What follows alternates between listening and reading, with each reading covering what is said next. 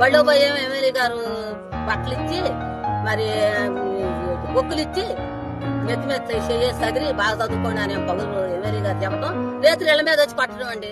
అసలు మా అధికారం వచ్చినప్పుడు మేమేమైనా చేయగలిగినవా? ఎవరింటికన్నా ఎవరింటి మీద కన్నా మేము కొట్టగలిగినవా? ఏమి చేయలేకపోయినామండి. అందరూ మా వాళ్ళని అనుకున్నాం. ఇప్పుడు మమ్మల్ని ఎందుకు అనుకోకుండా ఎట్టు కొడుతున్నారు? అసలు మేము ఊళ్ళో ఉండాలా వెళ్ళిపోవాలా? ఈ అధికారం వచ్చి నెల కూడా కావట్లేదు. నెలకి ఇన్ని ఇబ్బంది పెట్టారు. మేమేం చేయాలో చెప్పండి. చాలా అసభ్యంగా మాట్లాడుతున్నారు మాతో. మేము తీసుకెళ్లాలంటే మాకు చాలా భయంగా ఉంది.